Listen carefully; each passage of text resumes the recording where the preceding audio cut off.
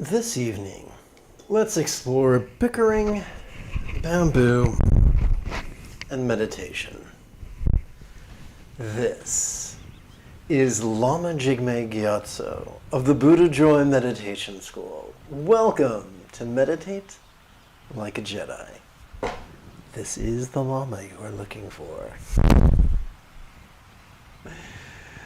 This evening, we could chant and meditate and enjoy a lesson or two, but first, if you love Star Wars and you wish to meditate as transformatively as Obi-Wan Kenobi upon the sands of Tatooine, be sure to subscribe and ring that notification bell.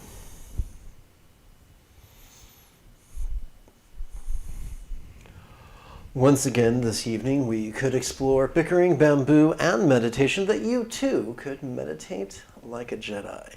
If at any point during this evening's live stream you have a question about meditation or philosophy or even chanting, don't be shy. Simply type your question in the chat window on the right-hand side of the screen.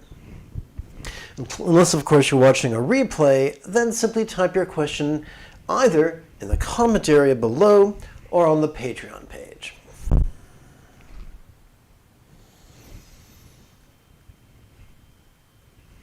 C. On Reddit asked, arguments?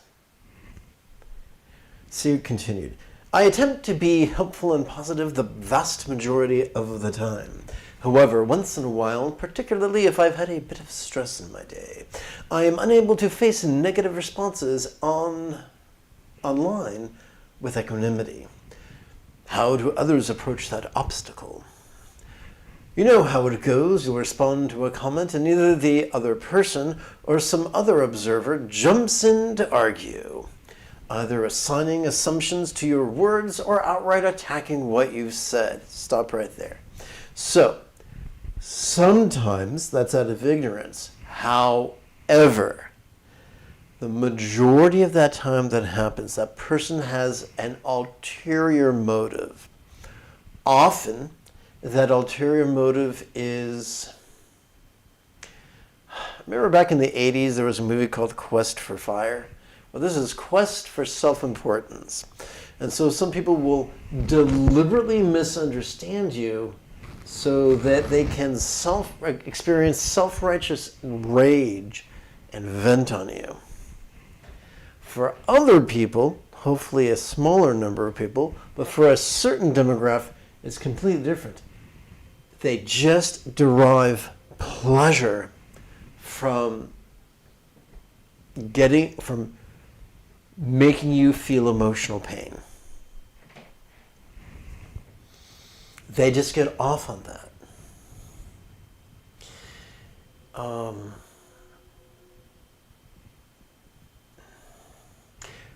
I'm an amateur. I am not a psychiatrist. I'm not a neurologist. I'm not a neuroscientist. But it would not surprise me if habitual trollish behavior, if someone deriving sadistic pleasure from causing others emotional pain, it would not surprise me if that was in the family of narcissism or sociopathy or psychopathy. From my point of view, it really seems like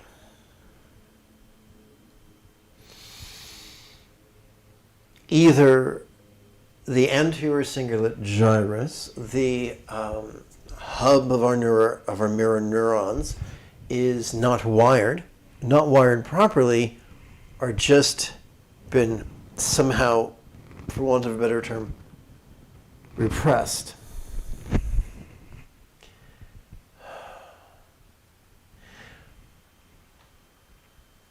Ironically, there are some times when people are trying to extricate themselves from an abusive situation, they can find what feels like short-term empowerment in trollish behavior. So there are a myriad of potential causes.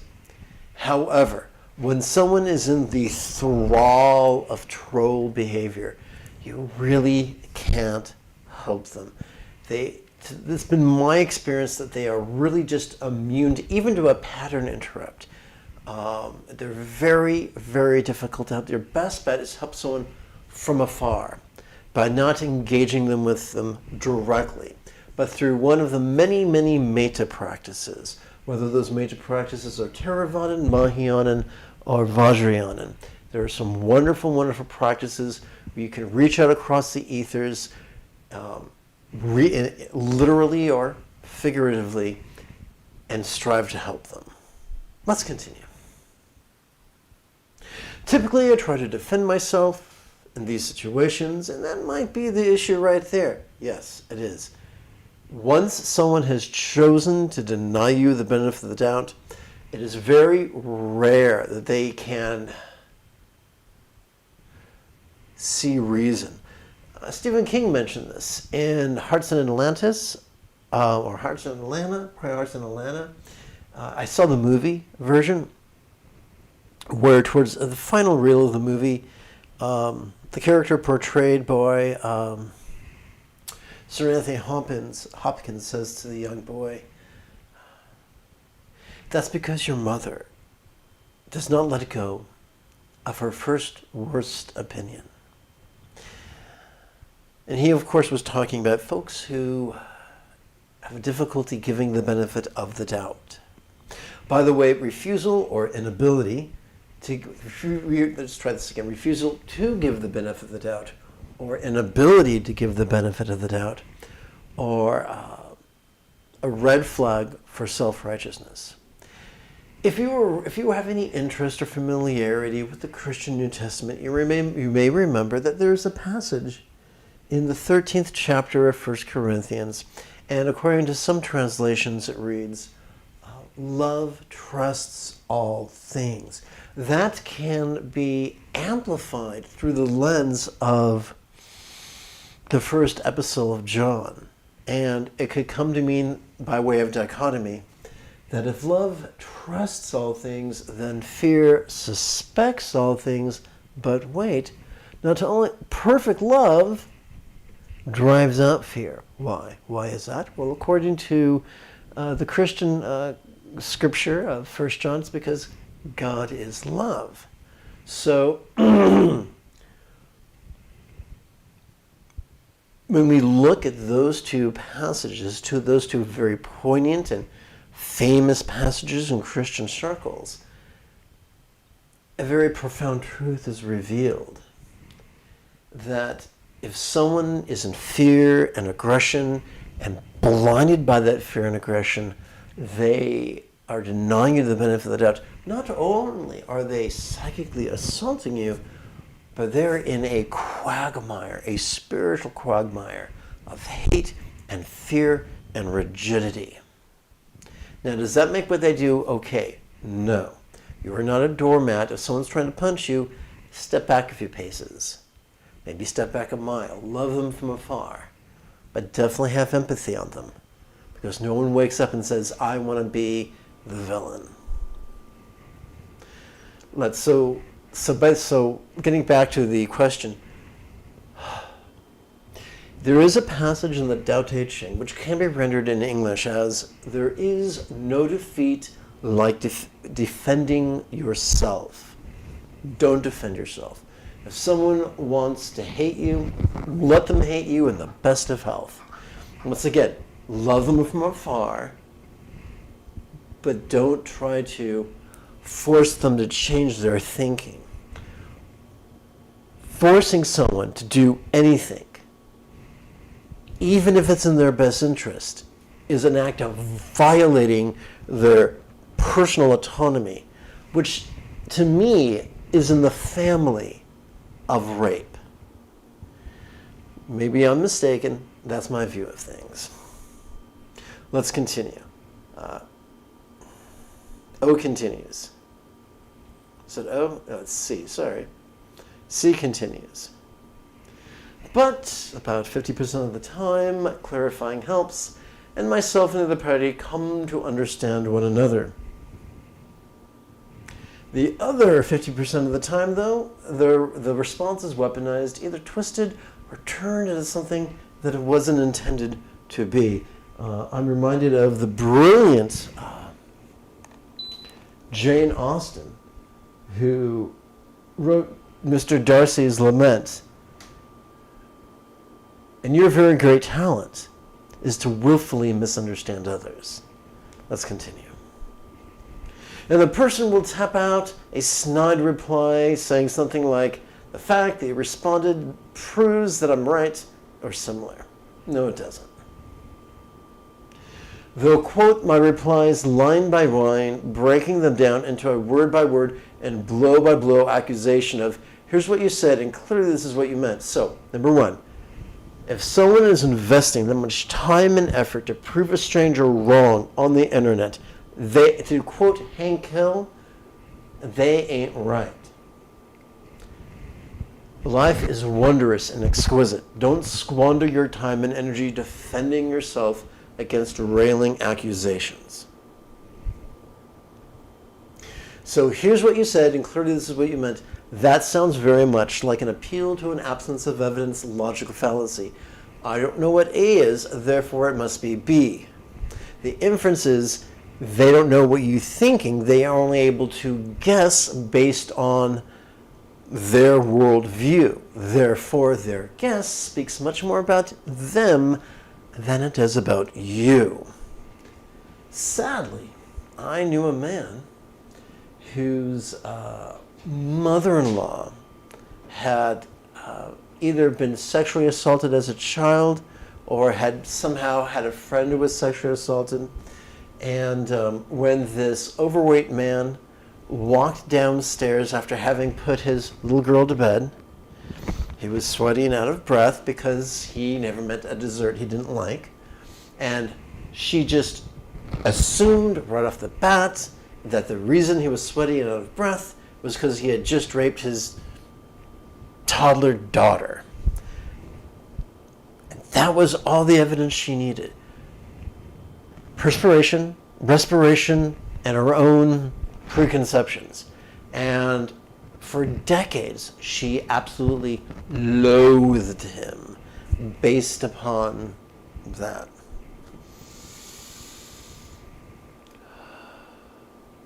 It does remind me of the saying I once heard out of the mouth of a person from Arkansas. Tell me if you've heard this one before. Do not try to teach a pig to sing. It wastes your time and annoys the pig.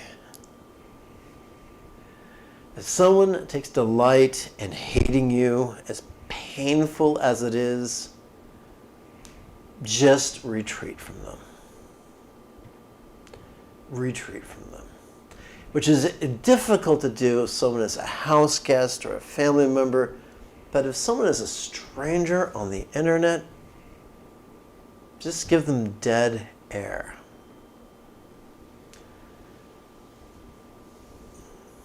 Let's continue. Around this stage, I should withdraw. I know I should. Such situations are tests for me, and I often pass them, but just as often I get angry and start firing back, and mindfulness and equanimity go out the window. So let's explore this for a second. Equanimity. Balance. Balance is not a tool. It's an effect of having used a tool. So when we are in tumult, if we reach for balance, that won't help. Mindfulness is only part of the equation. I'm going to tell about a teacher. Don't try to guess his name. That's impolite. There's a famous teacher who emphasized mindfulness. A pal of mine was enthusiastic about that teacher's teachings. And one day he experienced every husband's nightmare. He came home from work and caught his wife in flagrante delicto in bed with another man. And he chose not to be cruel. He didn't say anything cruel. He didn't do anything cruel. He walked down the hall into the living room, and he tried to meditate his way through the violent emotions he was feeling.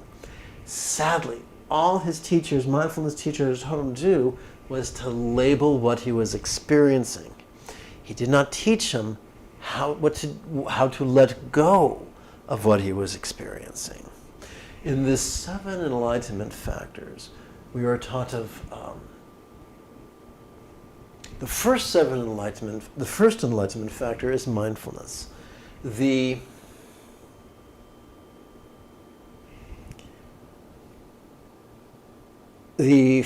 sixth is coalescence. The 7th is tranquility. How does that work? We evolved to access our sympathetic nervous system every time we inhale. Every time we inhale, our body and mind are optimized to notice, vulnerably, passively, viscerally, and spontaneously. To notice the external or the internal, the physical or the mental, the pleasurable or the painful, the interesting or the boring, the glorious or the grotesque. However, every time we exhale, and you gotta exhale, every time we exhale, we are wired by evolution to access our parasympathetic nervous system, which is wired to physically relax and mentally release. So, our letting go is not based on belief, it's not based on aphorisms, it's not based on playing with our chi, it's simply based on making the most of the circuitry, the factory installed circuitry that every complex life form possesses. So as long as we can breathe in and out, we can notice and we can relax to a certain degree. If something is beating you up and you have not trained yourself, the very, very complex brain you have, to comfortably go back to the 2 tools of your autonomic nervous system and rely on that when the fit hits the shan. If you have not trained that once every 12 hours as a lifestyle habit, then when difficult times happen, you will not have the wherewithal. Let's continue. Such occurrences ruin my serenity, and I know that going in, but sometimes a particular person or their choice of words will get the worst from me. I've meditated on this and I'm trying to improve, but advice on how to be a better person, not better than the commenter, better than myself, would be much appreciated. So I've just given you that advice, and what I'd like to do is take that advice and wrap it up in a nice red bow with my formal response.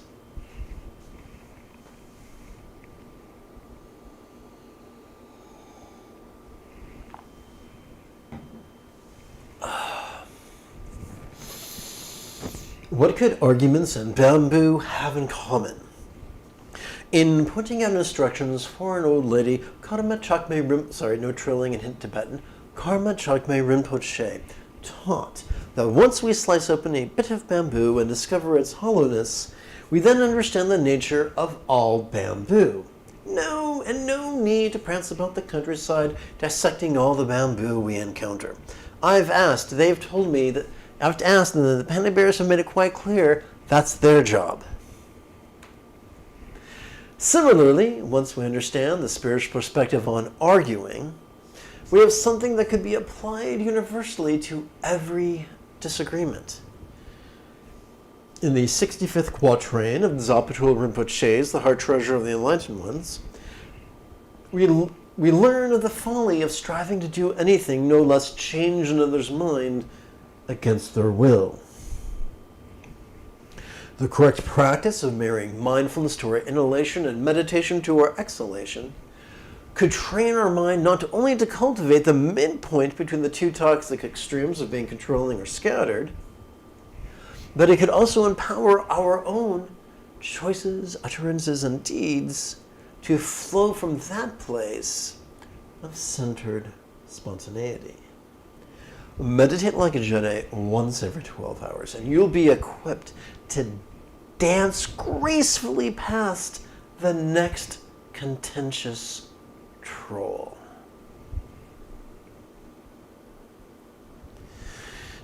It's about 6:20. I've done a lot of talking tonight. So it's just about time for us to chant and contemplate and meditate. So I'd like to take about 15 seconds of housekeeping prior to that.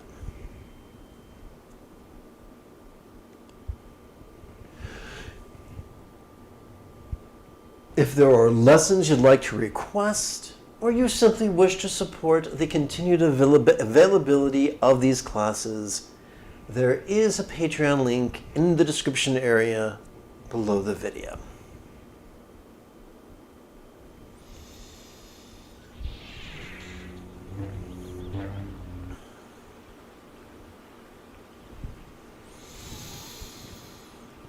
Just as push-ups and pull-ups and deep knee bends can train the muscles of our body, similarly, there are certain recitations that train the neural pathways of empathy. Let's chant together. May everyone be free from stress, may everyone be happy, may no one be separated from the happiness, may everyone have balance from the tyranny of hating, craving, and clinging free. Namo Buddhaya Namo Dharmaya Namo Sanghaya, liberation for all. Namo Buddhaya Namo Dharmaya Namo Sanghaya, liberation for all. Namo Buddhaya Namo Dharmaya Namo Sanghaya, liberation for all.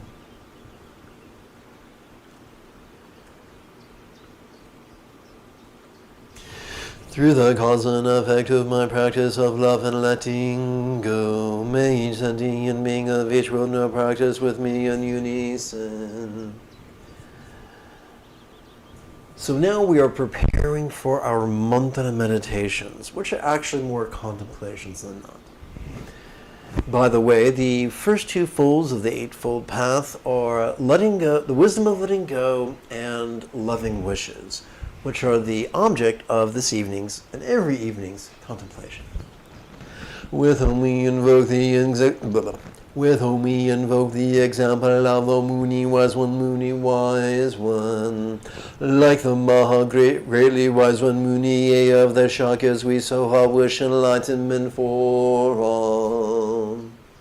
Now, does that mean you have to translate the mantra when you recite it? Does that mean is that what we have to do? No. Not at all, and not even a little bit. What then shall we do with the mantra? Glad you asked. As we chant the mantra, it could feel as if golden rays were emitting from a thumbnail says horizontal 12-syllable mantra rosary at our heart. Lavishing all minds, communication, bodies, and circumstances, with joyful wisdom, peaceful love, beautiful health, and safe boon. And now we come to 4 contemplations of love that are going to be figurative. Oh, this is an editing opportunity. Everyone loves watch me type.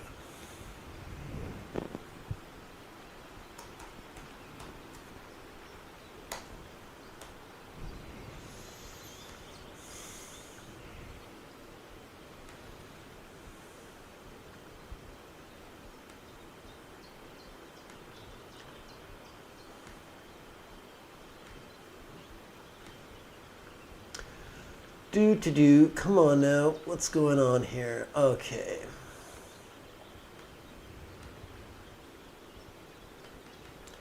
Copy. Go back one. Paste. Okay.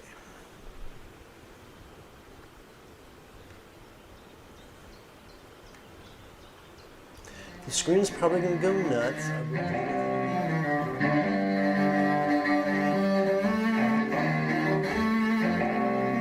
Any hour now. Okay.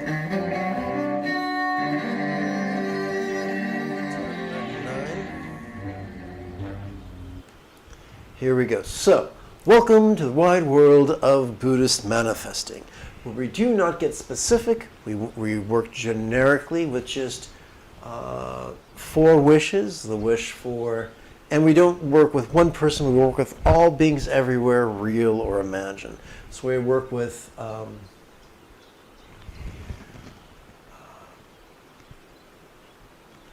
joy for all minds, peace for all relationships, health for all bodies, safety and good fortune for all circumstances. These are all positive things, but they're very generalized. During the inhalation, we silently and mentally recite our intention. And during the exhalation, we physically relax as best we can into the recitation of the mantra. Now, we're wishing that all minds be as joyful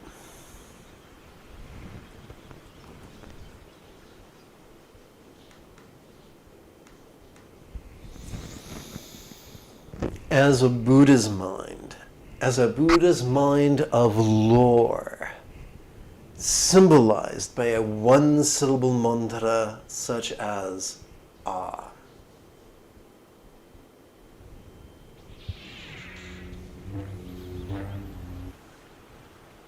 Om Muni Muni Ma Muni Yeso Om Muni Muni Ma Muni Yeso Om Muni Muni Ma Muni Yeso Om Muni Muni Ma Muni Yeso Ha. Om Muni Muni Ma Muni Yeso Om Muni Muni Ma Muni Yeso Om Muni Muni Ma Muni Yeso Om Muni Muni Ma Muni Yeso Ha.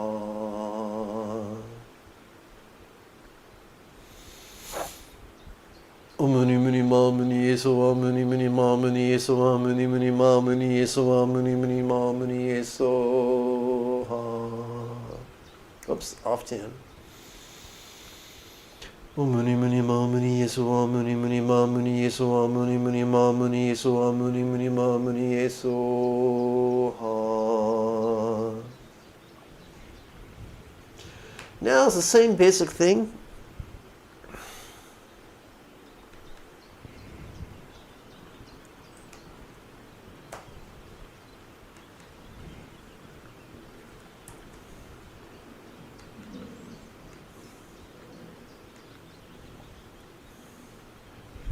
Let us lovingly wish that all communication and its interpersonal consequences be as peaceful as the real or imagined communication of a Buddha of lore, symbolized by mantra. Om Muni Muni Ma Muni Yeso Om Muni Muni Ma Muni Yeso Om Muni Muni Ma Muni Yeso Om Muni Muni Ma Muni Yeso Ha. Om Muni Muni Ma Muni Yeso Om Muni Muni Ma Muni Yeso Om Muni Muni Ma Muni Yeso Om Muni Muni Ma Muni Yeso Ha. Om Muni Muni Ma Muni Yeso Om Muni Muni Ma Muni Yeso Om Muni Muni Ma Muni Yeso Om Muni Muni Ma Muni Yeso Ha. Om Muni Muni Ma Muni Yeso Om Muni Muni Ma Muni Yeso Om Muni Muni Ma Muni Yeso Om Muni Muni Ma Muni Yeso Ha.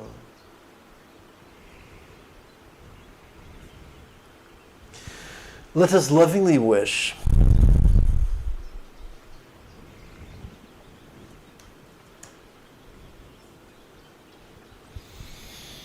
that all bodies of all beings now enjoy the health that is depicted in this artist's representation of an archetype of enlightenment known in Tibet as a yidam.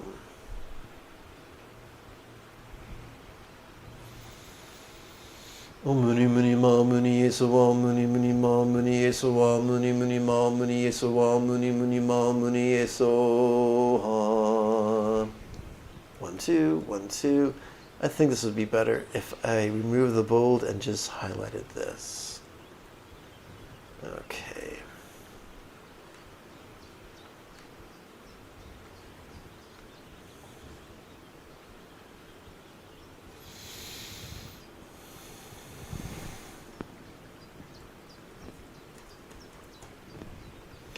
So,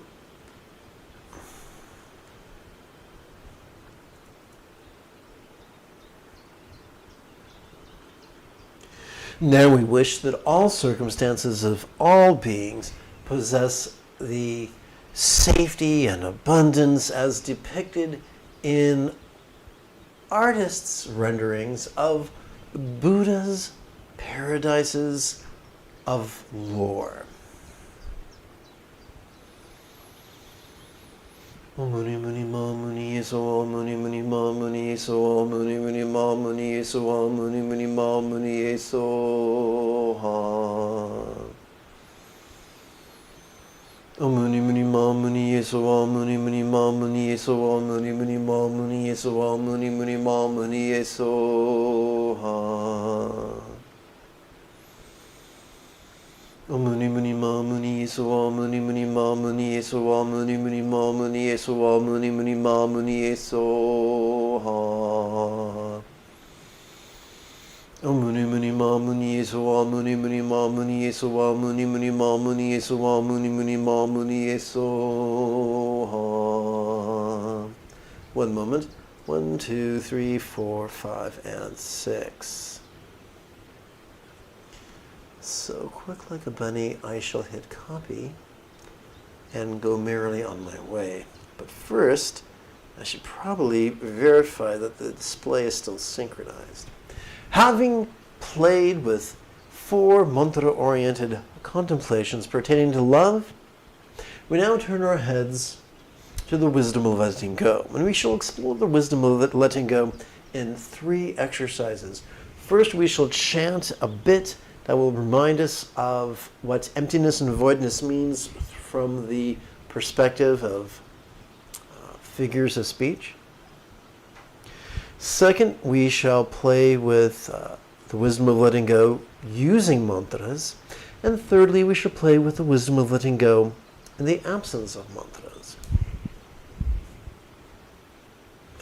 May I let go of all circumstances, bodies, communication, and minds, as if they were as non-graspable as a vast and devoid, like the illusion of the infinite azure sky on a bright and beautiful cloudless morn, which, although tantalizing to the eye, could be non-graspable to the hand. So, have you ever met someone who's really wished others well, but it fed their neurosis? The problem wasn't that they loved. The problem is that they forgot to balance their love with the yogas, the physical practices to let go. Letting go doesn't mean you're indifferent. It means you're letting go of your controlling tendencies, remembering that you are not the king or queen of the universe. Though fabulous you may be.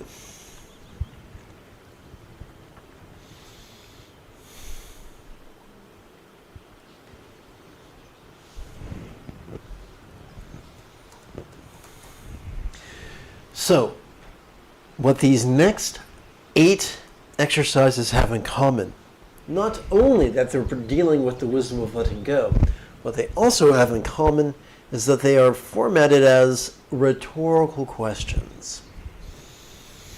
Why is it that as we inhale, we can visually perceive our circumstances, and yet, as we physically relax into the chanted mantra, this exact same circumstance, whether it is perilous or safe, whether it is scarce or abundant, could feel as if it was as non-graspable as a mythic pure land comprised only of light.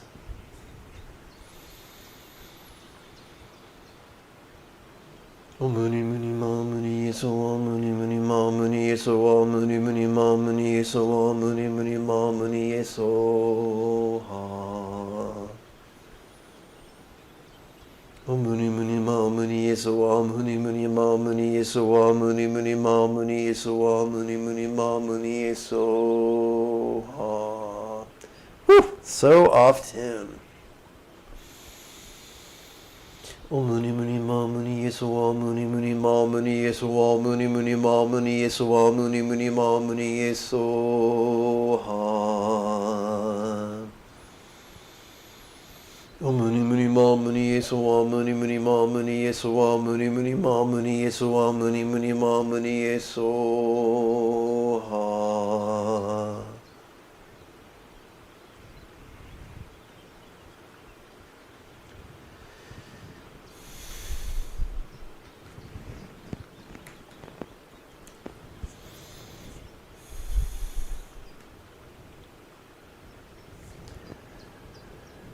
Why is it that when we inhale, we can sensually experience bodies, and yet, as we physically relax into the chant of the mantra, these exact same bodies, be they ugly or beautiful, sick or healthy, could feel as if they were as non-graspable as a mythic yadam, as a mythic archetype comprised only of light.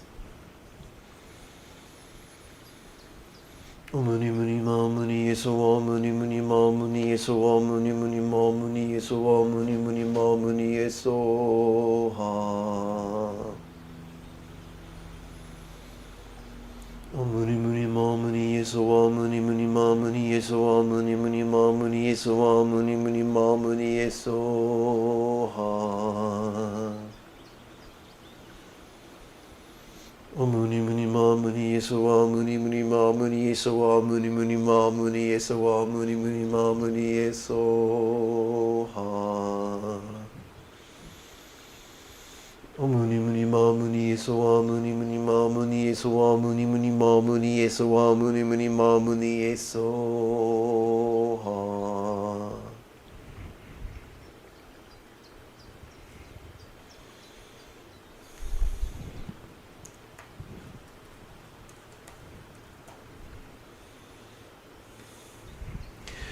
Why is it that as we inhale, we can auditorily perceive our communication and its interpersonal consequences, and yet, as we physically relax into the chant of the mantra, these exact same communications could begin to feel as if they were as non-graspable as a real or imagined mantra comprised only of light.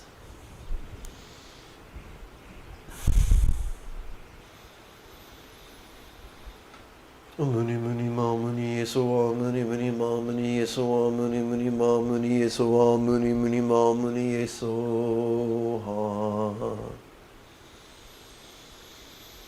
Muni muni ma muni yeso wa muni muni ma muni yeso wa muni muni ma muni yeso wa muni muni ma muni yeso ha. Muni muni ma muni yeso wa muni muni ma muni yeso wa muni muni ma muni yeso wa muni muni ma muni yeso ha.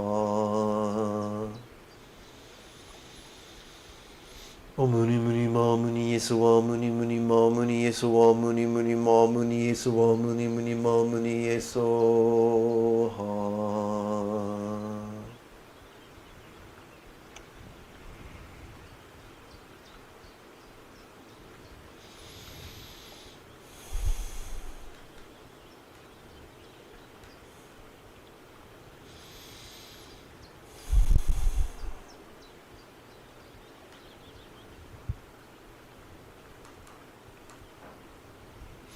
All right, here we go. One more time, going to check to verify to make sure the display is synchronized. Why is it that as we inhale, we could clearly perceive our mind's functions of perception, emotion, intention, reason, recall, and imagination, and yet, as we physically relax into the chant of the mantra, this exact same mind could now feel as if it was as non-graspable as a real or imagined one-syllable mantra comprised only of light. Muni muni ma muni yeso wa muni muni ma muni yeso wa muni muni ma muni yeso wa muni muni ma muni yeso ha.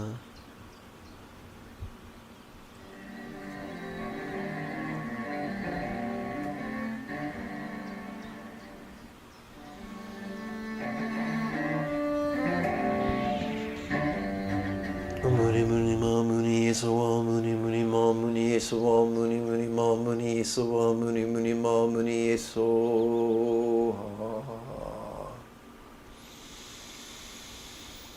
Om Muni Muni Ma Muni so Om Muni Muni Ma Muni so Om Muni Muni Ma Muni so Om Muni Muni Ma Muni so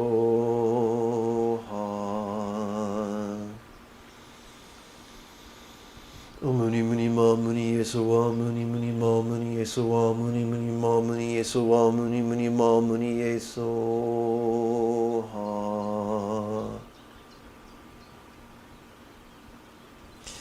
Beware of those who would gaslight you, who when you speak to me thusly, it feels like blah blah blah, or it sounds like blah blah blah, when they cross their arms and lift their chin and say, well, you just don't trust me.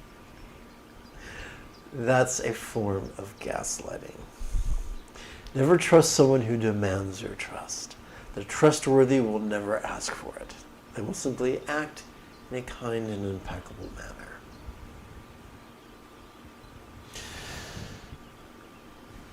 It has been said by wiser folks than I that the two pillars of confusion are competitiveness and clinging. Fortunately, they have antidotes: contemplation of cooperation and impermanence.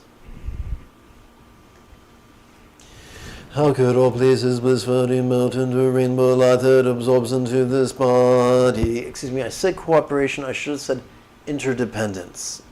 My mistake. So a contemplative antidote for competitiveness is interdependence. How could all places blissfully melt into a rainbow light that absorbs into this body?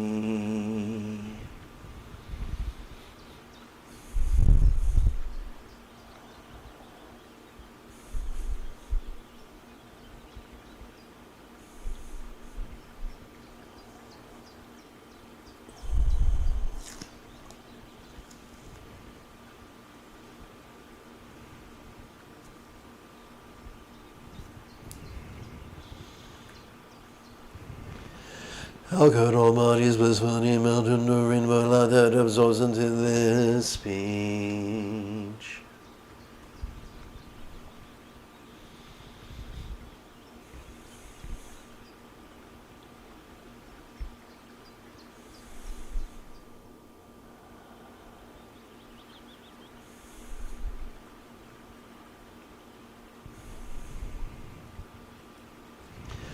How could all speech blissfully melt into a rainbow light that absorbs into this mind?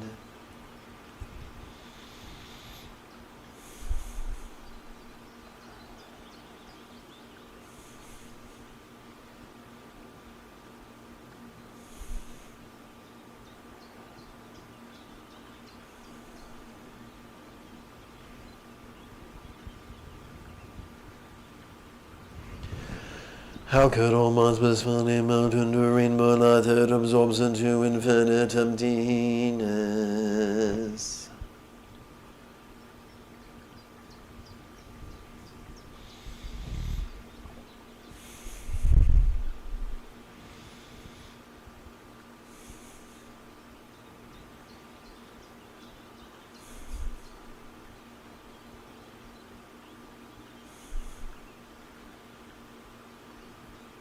Having completed our contemplations, we now turn our attention to mindfulness and meditation, and relax into the non-graspable nature of awareness. Before we do this, I'm going to take a moment to blow my nose, and I'm going to pause the live stream so as not to gross anybody out.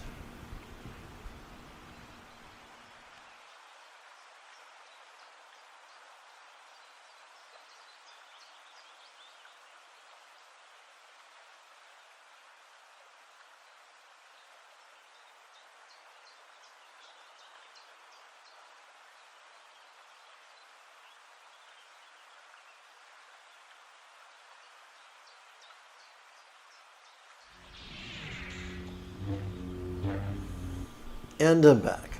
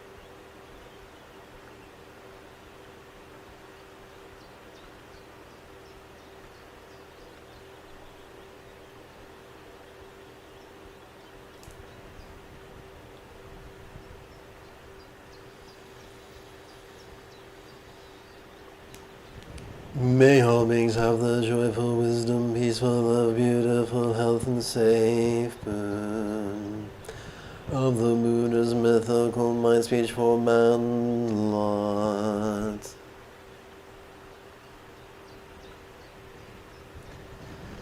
May I liberate all beings. Oopsie, wrong one. May all beings like the Buddha, master being, flexible, loving, laid back, egalitarian, cooperative, and kind. May all beings practice of kind communication, conduct, and calmness, flow spontaneous and uncontrived.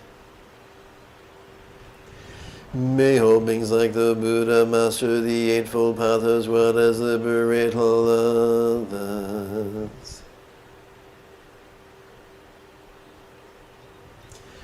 May all beings take auspicious rebirth, master the Buddha's path, and then help all others do likewise.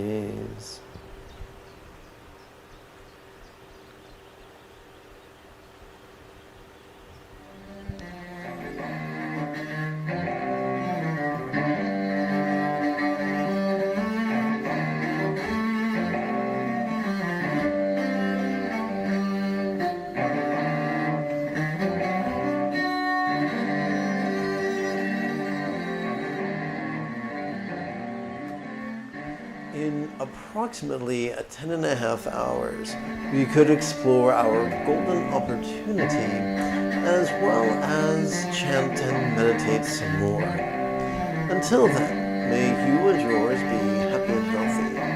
And if you are as geeky as me, this is the way.